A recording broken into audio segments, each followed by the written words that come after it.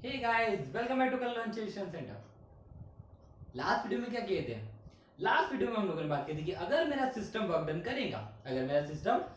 करेगा, तो उस वर्क डन को हम लोग किस तरह से निकालेंगे, लेकिन इन सिंगल स्टेप। जैसे कि अगर हमारा सिस्टम था ये वाला, याद करने की कोशिश कीजिए, ये मेरा सिस्टम है, ये सिस्टम था, पिस्टन लगा हुआ सिलेंडर था एक्चुअली एक, ओके।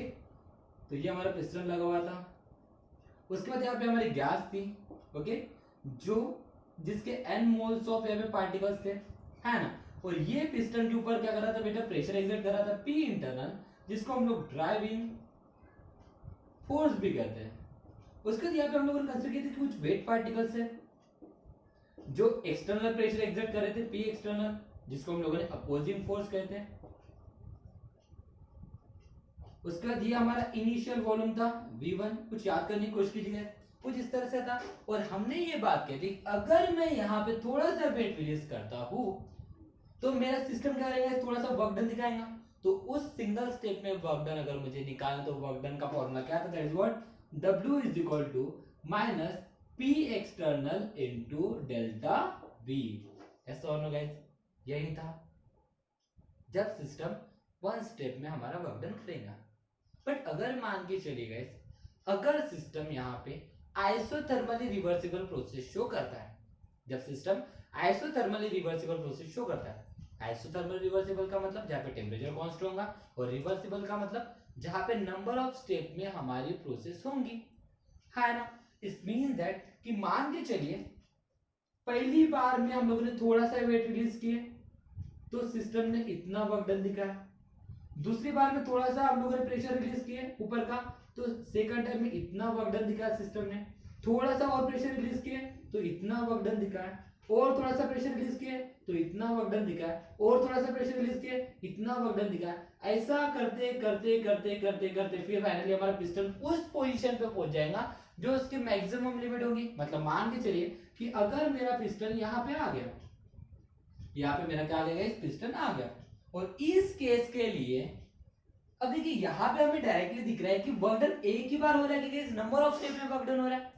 तो मुझे बताइएगा इस सिस्टम का अगर मुझे टोटल वर्क डन निकालना है, इस सिस्टम का मुझे अगर टोटल वर्क डन निकालना है, तो क्या मैं हर स्टेप का वर्क डन निकाल के उसको ऐड करूंगा क्या? It is possible guys? No guys, it is not possible. तो फिर क्या करेंगे गाइस? ऐसी कंडीशन के लिए हमें निकालना पड़ेगा इसका मैक्सिमम वर्क डन। क्या निकालना पड़ेगा गाइस? Maximum work done. तो फिर ये मैक्सिमम वर्क डन हम लोग कैसे निकालेंगे, क्या करेंगे? हमें पता है ये आइसोथर्मल रिवर्सिबल प्रोसेस है। आइसोथर्मल रिवर्सिबल प्रोसेस, इसका मतलब यहाँ पे हर बार हम लोग सेम अमाउंट में वेट रिलीज करेंगे, है ना। तो इट मींस दैट गाइस, मैं क्या करूंगा, एक स्टेप का वर्क डन निकालूंगा और एक स्टेप को मैं इंटीग्रेट कर दूंगा। तो एक स्टेप को अगर मैं इंटीग्रेट करने के बाद मुझे क्या दिखेगा, initial to final condition apply करके मैं वहां पे उसका क्या निकाल सकता हूं गाइस, मैक्सिमम वर्क डन। तो गाइस आज का हमारा topic that is what, derivation for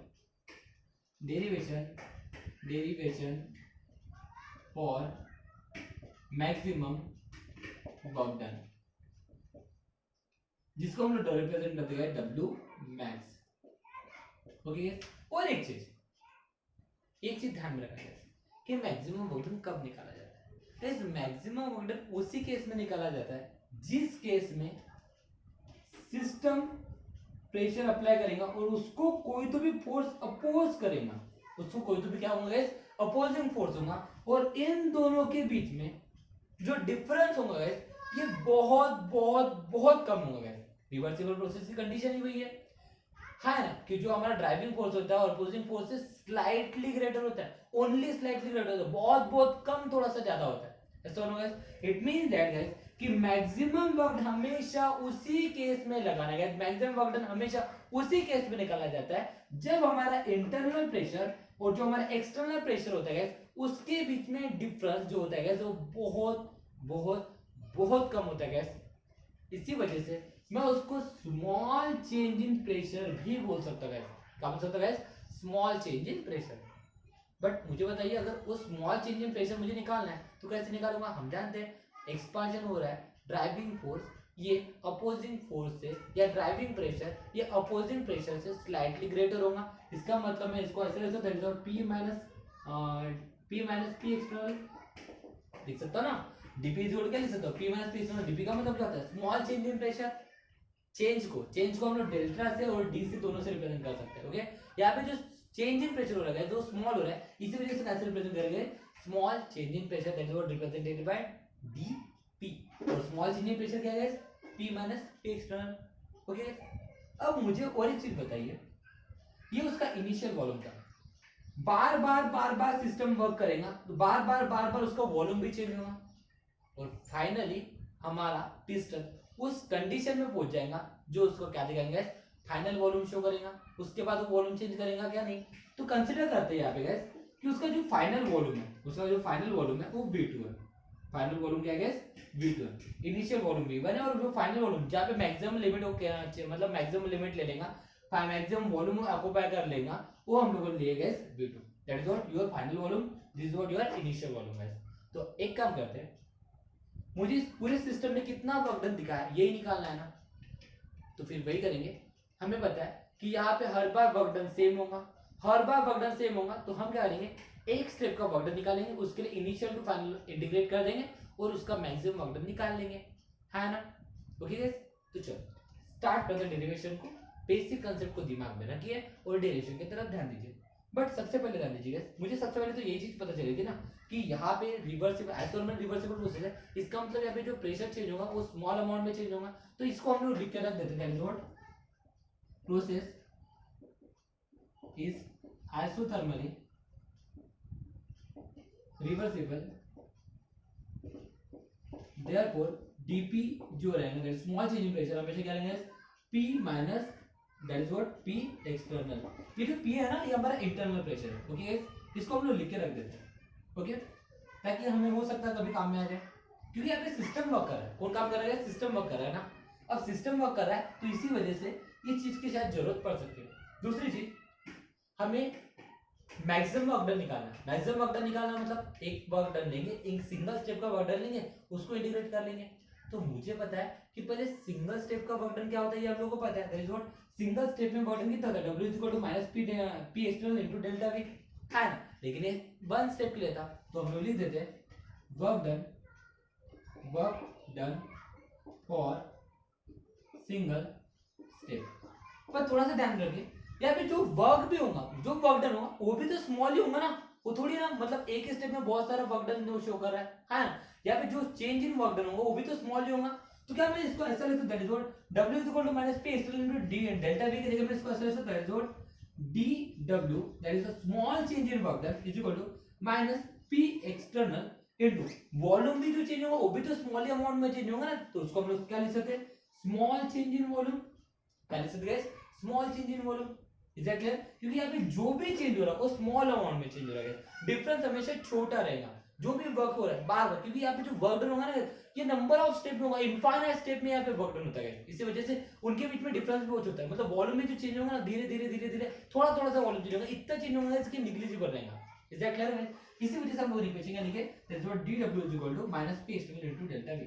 but guys यहाँ पे थोड़ा सा ध्यान दीजिए, ये जो हम लोगों ने वर्क डन निकाले ये किसके अगेंस्ट है, किसके रिलेटेड है, एक्सटर्नल प्रेशर से रिलेटेड है ना।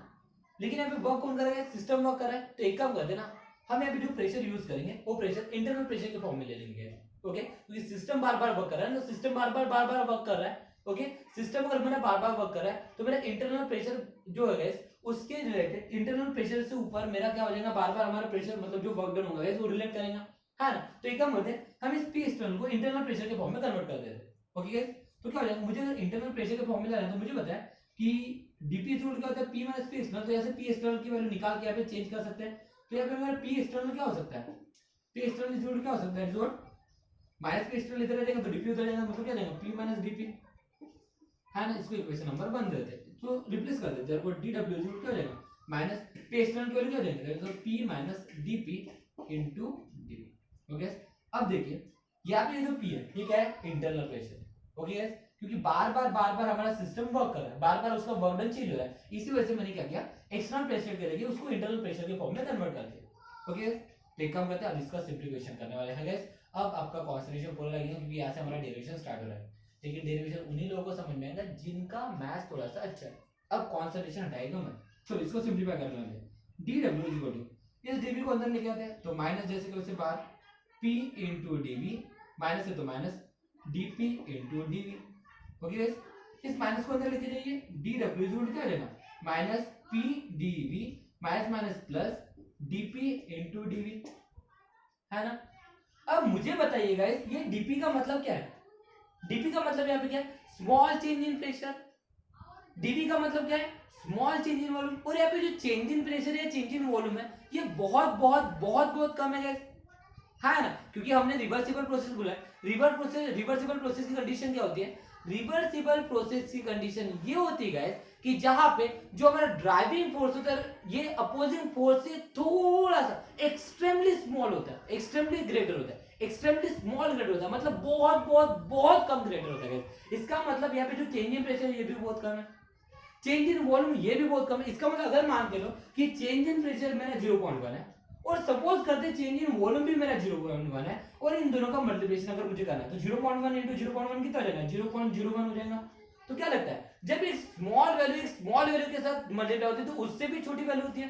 तो क्या मैं यहाँ पे बोल सकता हूँ small change in pressure into small change in volume is negligible, क्योंकि इसका मल्टीप्लिकेशन तो और छोटा आएगा। तो देयरफॉर हम कंसीडर करते हैं dp into dv is negligible. Okay, क्यों?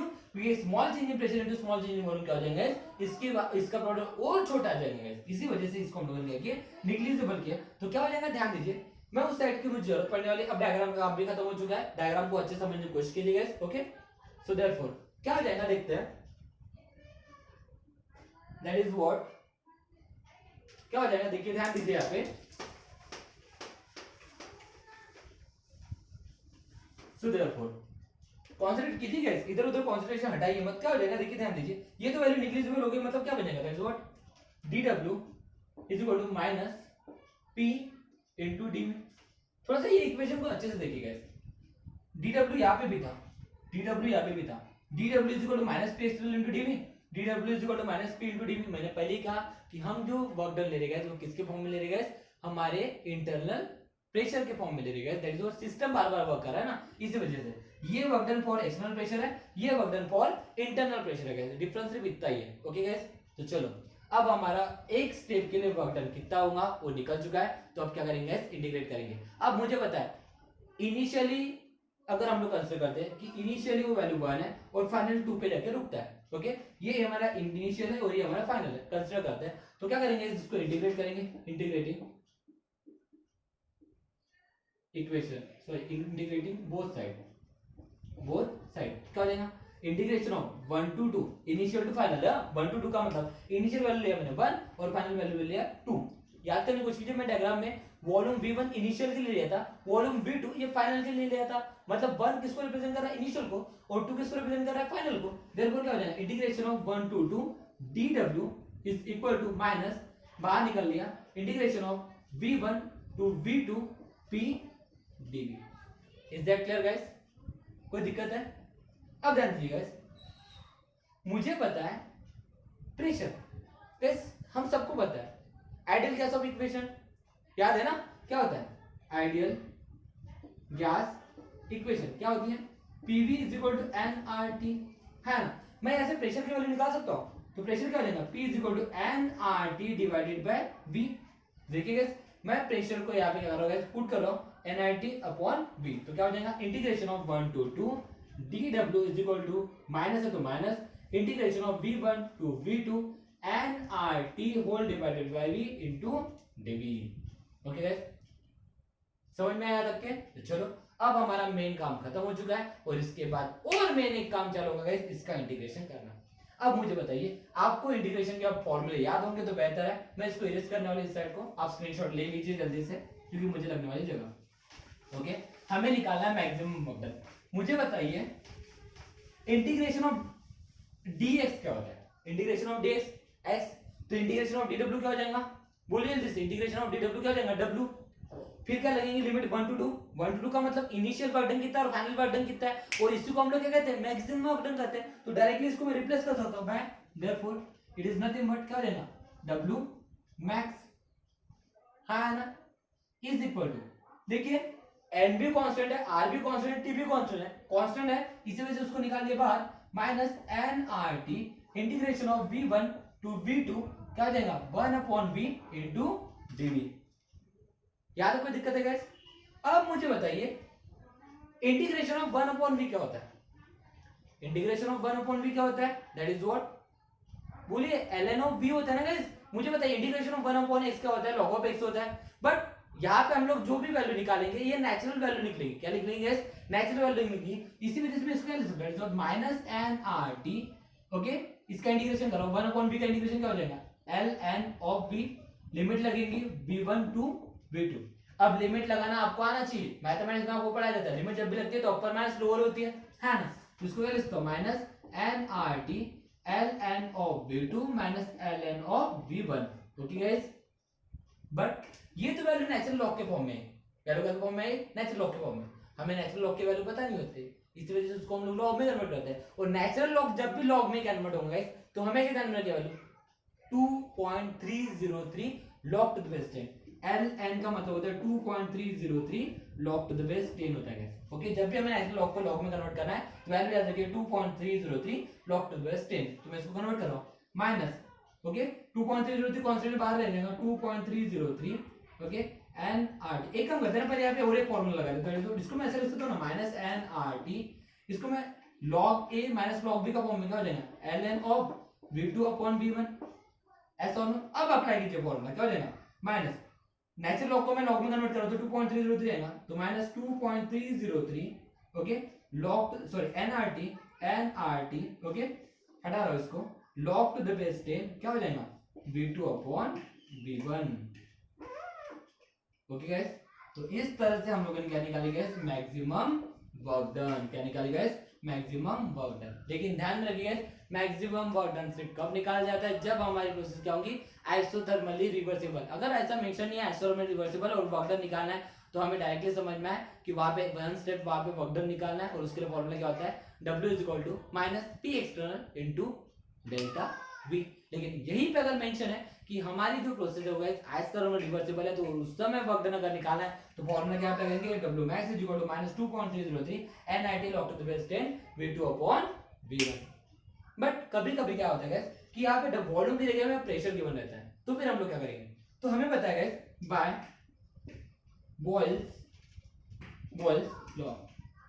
ओके, बॉयल्स लॉ क्या होता है guys that is what P1 into V1 is equal to P2 into V2 by Boyle's law। Okay, by Boyle's law क्या होता है P1 into V1 is equal to P2 into V2। मुझे V2 upon V1 निकालना तो क्या हो जाएगा, देखिए V1 इधर जाएगा तो क्या हो जाएगा P2 इधर आ जाएगा तो P1 upon P2 is equal to V2 upon V1 हो जाएगा, है ना। तो मैं V2 upon V1 को रिप्लेस कर सकता हूं P1 upon P2 से, जब क्या हो जाएगा W max is equal to -2.303 nRT log to the base 10 क्या हो जाएगा P1 upon P2। इसे क्लियर गाइस, तो इस तरह से हम लोग क्या निकालेंगे मैक्सिमम वर्क डन। और इससे रिलेटेड न्यूमेरिकल बोर्ड एग्जामिनेशन में पूछने के चांसेस ज्यादा रहते हैं, तो अच्छे से ये दोनों फॉर्मूले याद रखिए। लेकिन ये दोनों फॉर्मूले हम लोगों ने जब निकाले तब क्या हुआ था, गैस एक्सपांड हो रही थी। गैस क्या हो रही थी, गैस एक्सपांड हो रही थी। यही पे अगर बोला जाता गैस कॉम्प्रेस हो रही थी तो क्या कह रहे थे गैस, कुछ नहीं कह रहे थे, बस इस माइनस के जगह क्या लगा लिए रहते gas plus. Is that clear gas, कोई दिक्कत है? इस तरह से गैस ये डेरिवेशन था, इस तरह से हम लोग उस सिस्टम को क्या निकालेंगे maximum work done. Okay gas, तो बहुत ही सिंपल बहुत ही अच्छा डेरिवेशन था, इस चीज को बहुत अच्छे समझने की कोशिश कीजिए गैस। इसके बाद नेक्स्ट वीडियो में हम लोग और एक बहुत इंपॉर्टेंट टॉपिक की बात करने वाले गैस, लेकिन उसके लिए लेते हैं अलविदा। Thank you so much gas, have a nice day.